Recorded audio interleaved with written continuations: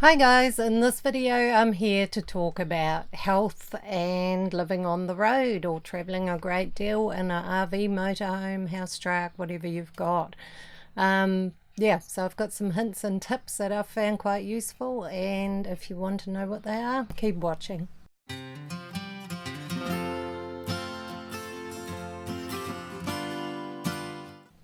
Okay, in this video I'm going to talk about the things that I've found useful and handy when traveling a lot. Just checking that the sound's on. Nothing worse than doing a whole video and there's no sound.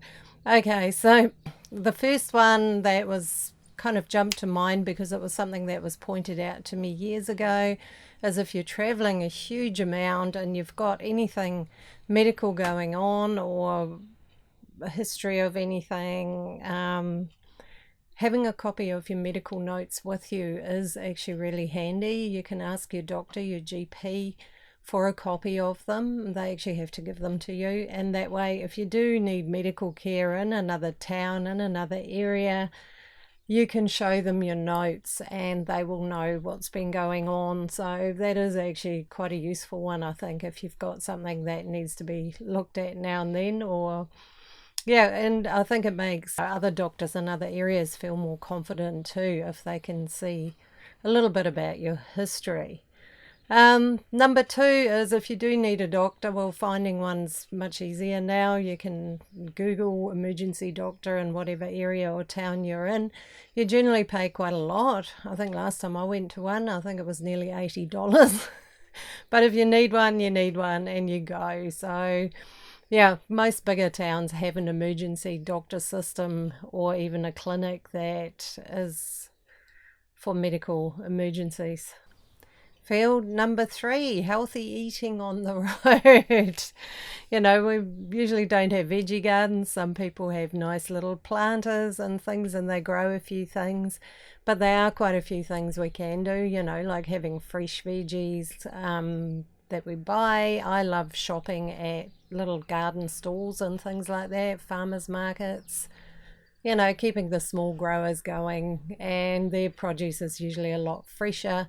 I also like growing my own bean sprouts because they're so fresh, whereas the ones you buy in those packets, I find sometimes they're not very fresh, and growing your own bean sprouts is just so cheap. And they're full of nutrition because they're just starting to grow, so they're full of life and energy.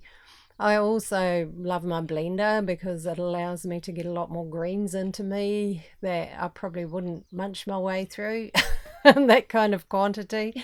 So I can chuck a couple of bananas and a whole lot of greens in there and know that I've had a good dose of that. So that's really handy. And if you haven't got a great power supply, as long as you've got some kind of inverter, you can get those little blenders too. They're really quite handy. They just do one serving. So I used to have one of those and it was great. Yeah, number four is actually one that I've experienced myself in my first bus, and that was dampness and condensation in winter. Went and dripped and had to be wiped every day, and the environment, was quite damp. I did a lot of sort of cleaning to prevent mold and things like that. Dry heating, I think, is really important for your health. I've got a fire, so that's super dry. That's awesome in this truck. Vented heaters, like your diesel heaters or your LPG heaters that are vented, they're generally fairly dry heat. And if you have a problem area, even getting one of those things that suck up moisture can be quite handy. Or if you've got the power, dehumidifier. But I think a damp environment is really unhealthy. I look at people who, you look over in the morning and their whole vehicle's kind of dripping on the inside, and I think, gee, wow, yeah, it's probably okay to do now and then, but long term that's not particularly good for your well-being. I mean, molds and things can be quite toxic, so keep an eye on your condensation in winter. At the moment it's summer, so that's not a problem. Five is another popular one with me, and that's water. I have a water filter for all my drinking water, and yeah, that was actually after becoming really, really ill quite a few years ago, feeling really sick. and not knowing what was wrong. And I had antibiotics twice, I think, and it kept coming back. And then one day I just thought, oh, my water. So I chucked some tank sterilizer in the tank, went for a drive, let it all slosh around and kill any bugs in there, and washed it out and started again. And my weird stomach bug went away. So yeah, I filter all my drinking water, and if I'm in a really dodgy area, I'll buy my drinking water, bottled water. But I don't like to do that all the time because it creates so much plastic that you've got to try and figure out how to get rid of, you know. So yeah, but drinking water quality I find is really important. I mean, we kind of rely that the water that comes out of the taps is good water, but it isn't always. Like last time I was in Hawke's Bay was just after all those scares with the bacteria in their water, and I actually bought my water while I was there. I thought, no, I don't even want to mess with this. Yeah, so I've got a little under bench water filter. It's just a small cartridge with a little tap coming out, and that goes down to 1 micron, which takes out a lot of stuff. It's not 100% foolproof, but it certainly helps. 6, noise. Getting a good night's sleep. That can be a challenge depending on where you're staying. And my best friend in dealing with all of that over the years has been having some good earplugs. Sometimes you're just somewhere noisy and you just can't change it right then, or it's too late. But you want to get some sleep. So earplugs are really, really useful for that. I love earplugs if I'm somewhere where it's quite loud. That certainly helps. Okay, number 7, I've got on long trips, stopping and moving. It's actually so important as the medical system's figuring out that actually sitting isn't that good for us. Well, driving and sitting for hours and hours isn't actually that healthy either. So actually just stopping every hour or two, and even if you just walk around your vehicle and do a few stretches, stick your legs up on the bumper and do a couple of stretches and reach up and drink water. Keep drinking water. Water's so important when you because driving uses a lot of mental energy, and but staying hydrated. Fruit is another good thing to snack on the road. Bananas, apples, things like that. They've got sucrose in them, which instantly fuels your brain, which if you're getting a bit brain weary from driving, that's a really good thing, snacking on fruit. Which leads to number 8, which a dear person just reminded me about before, and that is to keep away from too much gas station food. Gas station food is okay once in a while, but it's generally very, very, very high in fat, very processed, sat around for a while probably, and things like that. So it's okay to do now and then, but we do carry our homes with us, so we can stop and make a healthier sandwich or do something a bit more life-sustaining than that.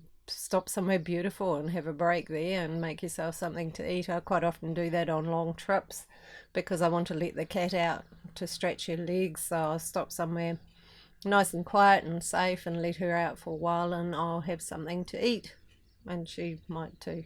So yeah, too much of that sort of on the go food, it'll not do you too many favors if you do it too much. Once in a while I don't see a problem with it, but yeah, as a constant, probably not so good.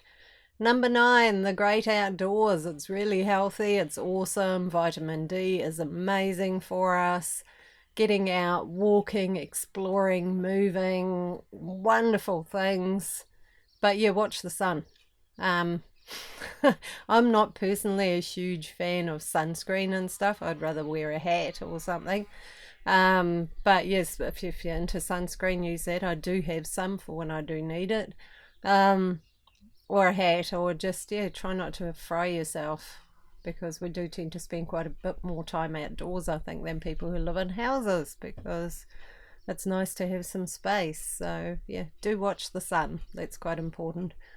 Number 10, my last one is, once again, movement. you know, we live in very small spaces. It's 5 steps to my kitchen and maybe 10 to my bedroom and 8 to my toilet. That's not a great deal of walking around I need to do in here. So, yeah, getting outside and walking. I know in winter when I was online and the weather was not so nice, I actually got quite slack and quite lazy. And so in the end, I bought myself a Fitbit because, yeah, setting myself a daily target of movement actually helped me want to do that, to get out and meet that target and spend more time walking. And yeah, I'd put on my wet weather gear and go. And I always felt so much better for it. So that's a really important thing because we do spend our time in quite a small space. In summer, it's pretty cool because we do spend a lot more time outside then. But yeah, but they are quite good little gizmos. Otherwise, people with dogs don't tend to have that problem because they have to walk their dogs. So that's another good way to get your daily exercise is have a dog and go for good walks with them. They love it, they enjoy it. So yeah, it is fun. It's also a fun way to meet people. I found when I used to have dogs is, yeah, you meet people when you have a dog, when you meet other people with dogs, and it's quite a social thing. So yeah, staying healthy on the road is very important. I know for me personally, I've had 1 or 2 times where I've had to go, oh my God, what am I going to do if this all goes to custard? One time, yeah, I had suspected appendicitis, and I was like, what am I going to do with the truck and the cat? And how am I going to deal with that? You know, it's yeah, I'd never really thought much about it before that, but yeah, so staying healthy is a very good way of preventing those sort of emergencies and keeping yourself healthy and fit and enjoying the lifestyle. One new trend I've watched with a lot of the retired people on the road, and I think it's really cool, they're having so much fun, is electric bikes. So they can go further, they're still getting exercise, but if they get to a hill that's actually a bit much for them, they can just kick the little motor in and, you know, go up the hill and then keep pedaling. Yeah, so I think that's really cool.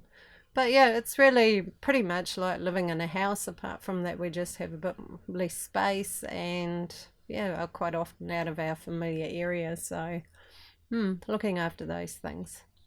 So yeah, if you've got any other brilliant ideas on how to stay healthy and fit and happy on the road, please add them in the comments below. I love comments. I get a lot more on my other channel actually than I do on this one, but it always inspires me to keep making videos or gives me ideas for new videos and things like that. So yeah, have a great time everyone. Enjoy summer or winter if you're elsewhere, and I'll see you all in my next video.